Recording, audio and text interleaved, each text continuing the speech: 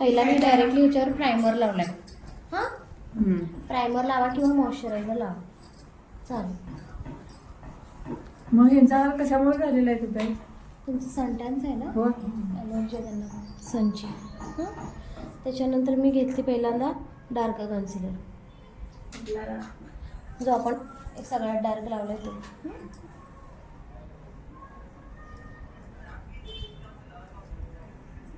दिसते का?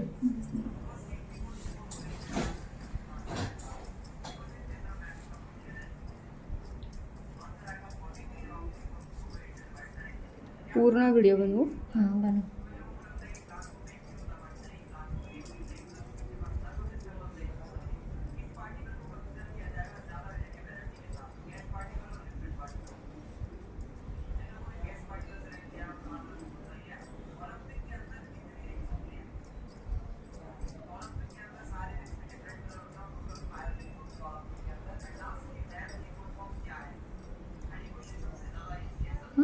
आता ह्या कलरला आपल्याला आणायचे त्यांच्या मेन स्किनच्या कलरला मॅच व्हायला पाहिजे. ते हे वेगळे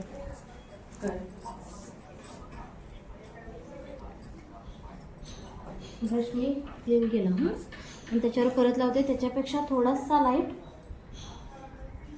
कन्सिलर.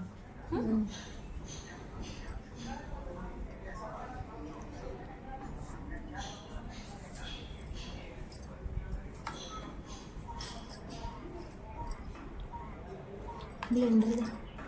ब्लेंडर ब्रश दुसरा पाहिजे. डाल. ब्लेंडरवर घेते मी डायरेक्ट आणि ब्लेंड करते. हा तुझा आहे ना? असा कलर होता. निळा. ते धुतल्यावर जातो की. हां.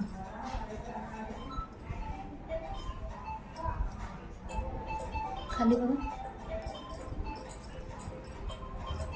कोणाचंच नाही माझ्याच.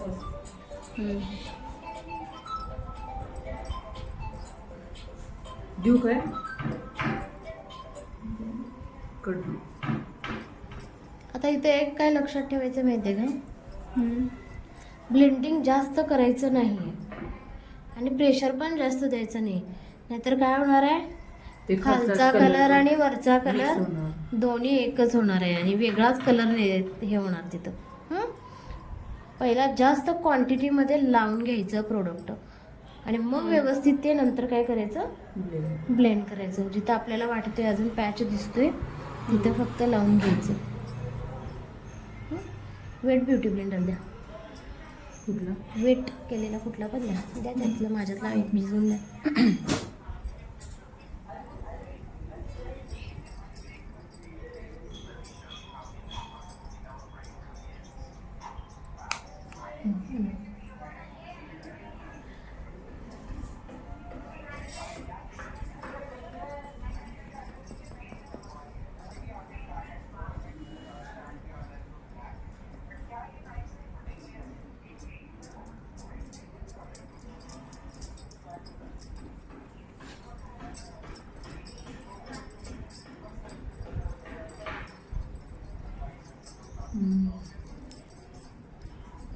गेलं. आता ह्याच्यावर पावडर सेटिंग जर केलात तर दिसतच नाही, ते पूर्ण हा आणि हा कलर एकच दिसतो.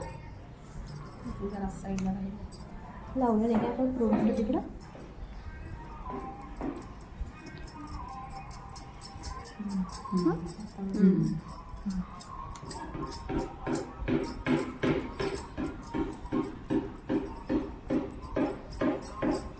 पावडर घ्या नाही तर कॉम्पॅक्ट घ्या तिथून.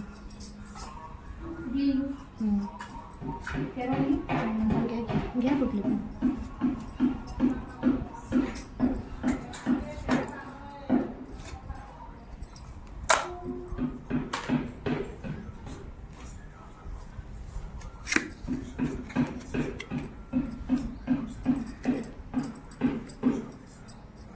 फक्त एवढंच की पॅच जास्त डार्क होता तर आपल्याला एकदम हाय कव्हरेजवाले कन्सिलर आणि हे वापरायला लागणार. साध्यामध्ये वापरून होणार नाही.